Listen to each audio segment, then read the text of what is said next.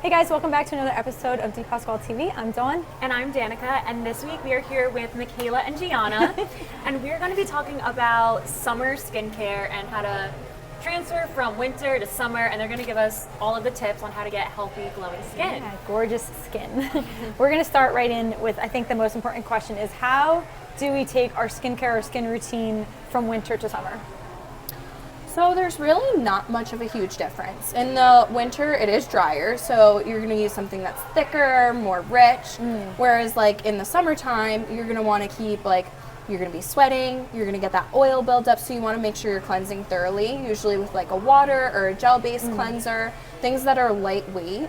And then also, of course, you got your SPF. You want to make sure you up that SPF in the summertime. You always want to use SPF, but in the summertime specifically, you want to make sure it's higher up there. So that's even like a little bit more than we normally do. This is maybe like off of what we're going into, but makeup has SPF in it. Would you still say to do your I would still do an moisturizer? SPF, underneath. Okay. What products do you have to be careful about being out in the sun with? I would try to avoid retinols as much as you normally would do them in the wintertime. So it's always good to consult your technician, or if you go to a dermatologist, about your regimen that you're already doing. If you're just starting off on retinol, I would probably wait till the wintertime. You can still do it in the summer, but I usually say to wait a little bit longer, just because you're getting into that starting phase, which your skin needs a little time to adjust. But if you're already on it during the winter time, I would just lay it back a little bit. So it's more recommended to do 2 or 3 times a week, which is kind of what you should be doing normally during the winter anyways, but it makes your skin a lot more sensitive in the summer, which is why it's also good to keep up with that SPF, because you definitely need that extra protection if you're using a retinol or something like that. Would you recommend doing an exfoliating treatment here, or a do-it-yourself at home one, both? So you definitely should be exfoliating at home.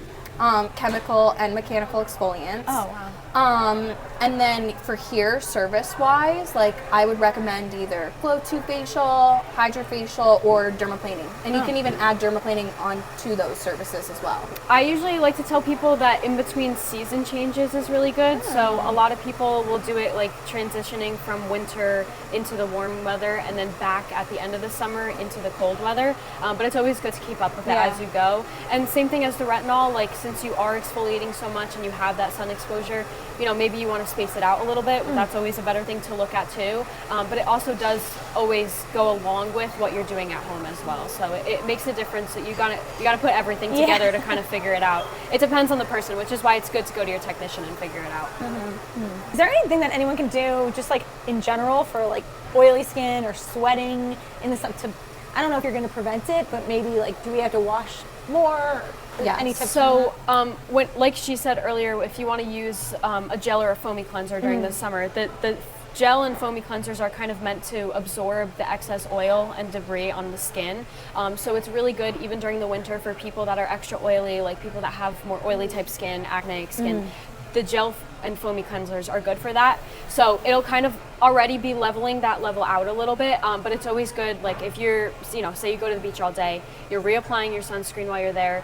Before you go out to dinner at nighttime when you're on vacation, wash all of that off. You could do 2 to 3 cleanses a day, of course, morning and night, but if you want to squeeze a little one in there as well, it all depends on what you're doing and what's going on in your life. And we do have here, we have the lipid cleanser, which that one is good for all skin types. And then we also have the mandelic and the salicylic, which are also foaming cleansers.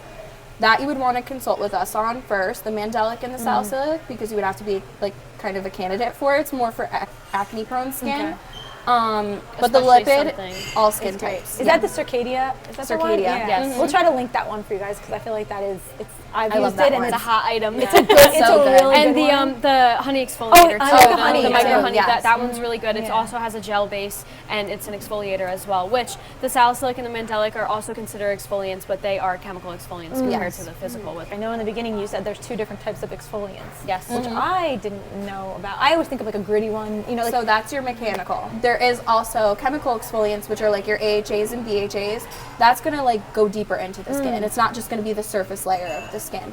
So definitely should be using both. Wow. Yep. That is something I really did not know. Yeah. That's why it's good to come in for consistent facials, because you can use the mechanical exfoliant at home. Obviously, you could use both at home, but more commonly we would recommend some kind of manual exfoliant so that you can, cleanse your face with it, and then when you come in for a facial, we most likely use a chemical exfoliant, and you'll get that. It's a little bit stronger using that, so you get that not as often, and it's a good balance. Thank you guys so much. This was course. Yes, this is what I needed before the Little You summer guys out all the time. prep. We're all excited. Don't get those like sunspots and all of that. No. Yeah. And if you do, microneedling. Yeah. There it is. Thank you both so much. Thank you, for this. ladies. Thank you. If you guys want to find them, we will link both of you to make appointments. They book up, so make sure you get in there. If you guys have any questions, leave them below. We'd love to answer them.